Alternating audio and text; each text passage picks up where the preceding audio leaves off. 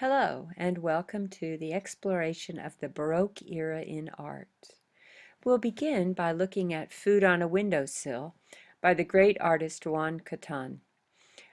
This artist excelled in creating these unusual still lifes, and I find it quite mind-boggling to consider that he did this before the time of refrigeration, when both the duck and the rabbit and even the fresh lemons would not have maintained their freshness for very long.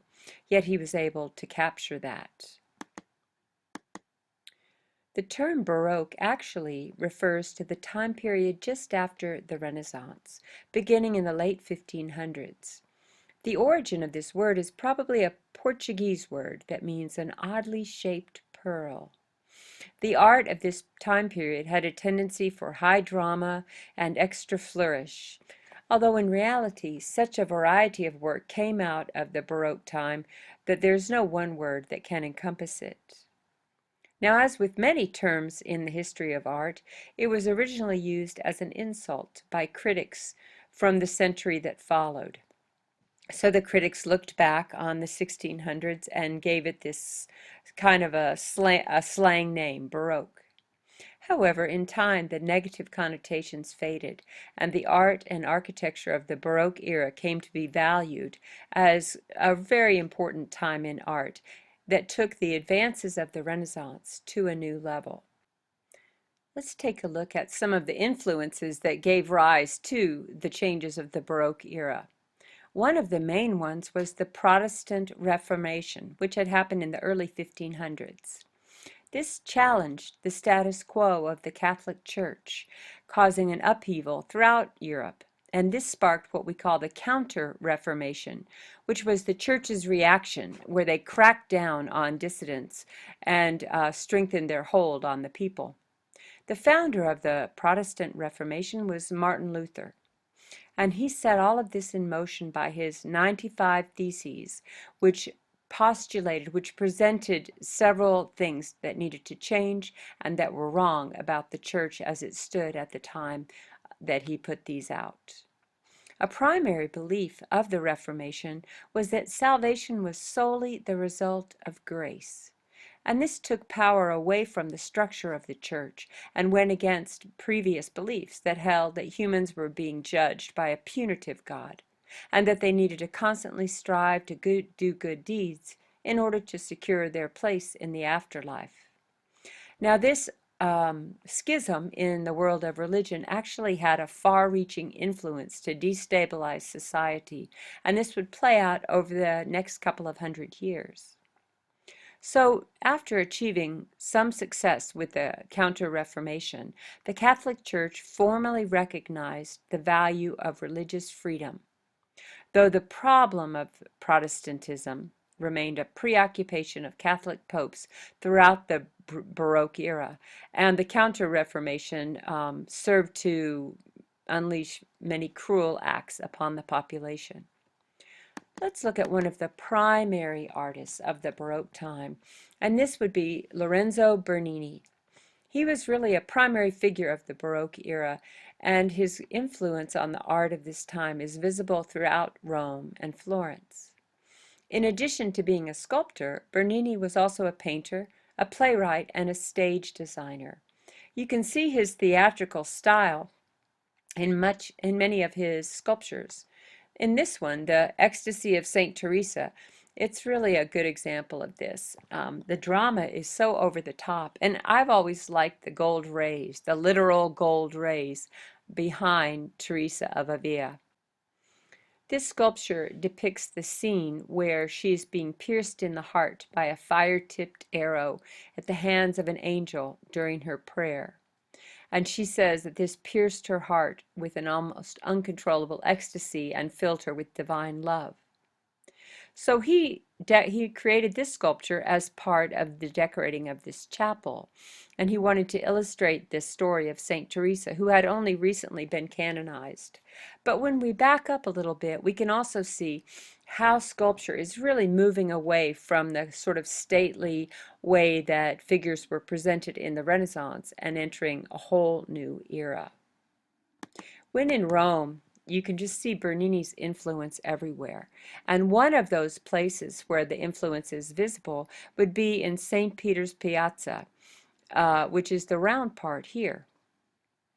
Now, Michelangelo did the very top of this dome, and the dome was created by another architect, but the circular walkway around an Egyptian obelisk that was placed by the Romans, that was designed by Bernini.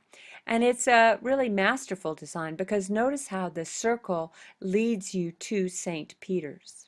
There was a sort of a propaganda idea behind this as well, because the Protestant Reformation was really serving to undermine the authority of the church. And in this physical reminder of the great power of the church, the Counter-Reformation, the church itself sought to reassert itself with the population.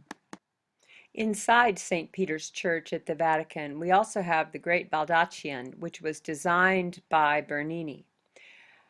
It's difficult to get the scope of this particular monument, which I've also seen, and is overwhelming. Okay, look here. This is where someone would kneel. Right here is where they would put their knees. So a human being would stand about this tall. In fact, this is as tall as an 80-story building inside of the great church. And it's supposedly over the place where St. Peter was buried, honoring that, and it frames the altar as well. This is another example of the sort of over-the-top decorative sensibility that we do see in the Baroque era, and that is really exemplified by Bernini. We're going to go quickly through a few more of his works because it's really difficult to overstate his influence as the preeminent sculptor of this time period. Check out his David. Now this is so different than Michelangelo's David or that of Donatello or any of the other ones that we see made from just 100 years before. Check out how this David is actually interacting with the viewer. On this one we can really see this. He's reaching out towards the person who is looking, which is not something that we've seen before. Bernini also captures that moment when David is just about to strike at the giant, rather than catching him in his time of repose just before or after, as we've seen in the earlier figures. Also, the twist is something that we really haven't seen before in art. And check out the just beautiful musculature that he was able to get, the emotion that he was able to get in his version of David. Another thing that Bernini did was fountains. This is called the Trevi Fountain in Rome, and it's so spectacular. It's really hard to explain. Um, Here's another version of it that shows, I can't really show you the scale, but it's just really impressive. Another one of his fountains would be the Fountain of the Four Seasons. Now in this case you can get a little bit more of a feeling of the scale.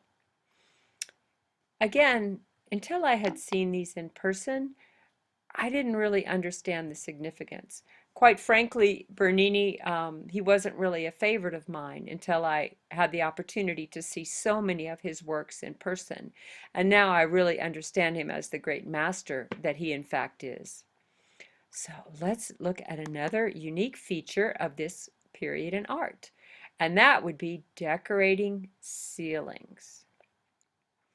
The heavy decorative style of the Baroque era led the artists and sculptors and architects to move from two-dimensional art into three-dimensional art, often in the same piece. We see the plaster is manipulated to look like drapery falling off of a painting. And so many of their great works are seen by looking up because they just decorated every surface. And sometimes it can seem a little busy, but some of them are also just quite beautiful, as we see in the example on the left. The painting of the Baroque era reflected the drama and theatrical quality that we see with Bernini. There were two primary artists that were true primary painters of the early Baroque time. One of them is the artist Annibale Carracci. The other would be Michelangelo Caravaggio, known as Caravaggio. Their styles are quite distinct from each other, yet both reflect the Baroque sensibilities. Here in Carracci's work, The Flight from Egypt, The Flight into Egypt, we see some hallmarks of his style. Notice how these trees are in the foreground, and that the figures of Mary and Joseph and the Christ child are quite small in comparison to the whole landscape. He's also created an ideal landscape with the classic buildings in the background, and everything has a sort of idealized quality. Another of his works that's quite different would be a fresco on a ceiling that was created for a Pope's brother's wedding. This is called The Loves of the Gods, and it's a great example of the busyness of much of the Baroque ceiling painting. In this case, as in many of the cases, each of these paintings on their own is quite sufficient unto itself, and when you put them all together, especially when looked at sideways here, they can be a bit much. Now this is sideways so that this is actually the ceiling. You would be looking up and seeing this scene. So this painting shows how he has really taken a synthesis. Maybe he was inspired by the ceiling of the Sistine Chapel, but then the way that he's worked with the light and the shadow has really caused him to make it his own.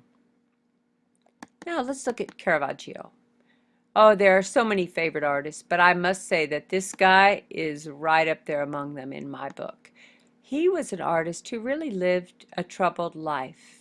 In fact, he probably had what we would call anger issues and alcohol problems, maybe drug and alcohol problems in his life. He killed a man in a fight over a tennis match, and so he had to flee Rome. And throughout his life, he was a scrapper. He would often get into fights. Now, we don't know. Maybe he had lead poisoning, and that was part of the issue. Whatever the issue was, he was both a genius and a difficult individual who trouble seemed to follow him throughout his life. But he left a legacy of wonderful work. This one is called The Taking of Christ, and it illustrates some of the things that he was known for. Now, in his day, Caravaggio was not always loved. His work was seen as overly dramatic, sort of gauche, like tacky, right? But here we have the Christ figure with a sad and calm face, surrounded by all of these chaotic figures, his disciples and the Roman soldiers that are taking him away. And if you look at the black background and the very light on the face of Christ, that's a great example of what we call tenebriism, which means this high contrast of light and dark, which was used by Caravaggio to great effect. Okay, so now really, this is one of my favorite paintings of all time. In fact, when I was touring Rome on this school trip, we were with our guides. There were two art historians, and I asked about this painting. And they talked among themselves in Italian, and they took our entire group on about a 1.5 mile walking detour in a very hot day in order to see this painting at a small church. It was a real high point of the trip for me. Now you might look at this and say, well, what's the deal? What's so great about this? It illustrates the scene of Christ calling Matthew to be his disciple. Look at how this works. Here's the Christ figure in the corner, not in the center like we would typically see. And look at this hand, the rendering of the hand against the dark background, pointing straight to Matthew, and his hand pointing at himself. So if we go down from here, we can follow the sword and this black stripe to take us right back up to the Christ figure. In addition, there's the light coming in through the window. All of this makes for really a perfect composition. There are several things, like this line right here. It follows the principles of sacred geometry to really embody what I see as perfection in painting. So with this masterwork, the first half of our tour of the Baroque era comes to a close. Thanks for listening.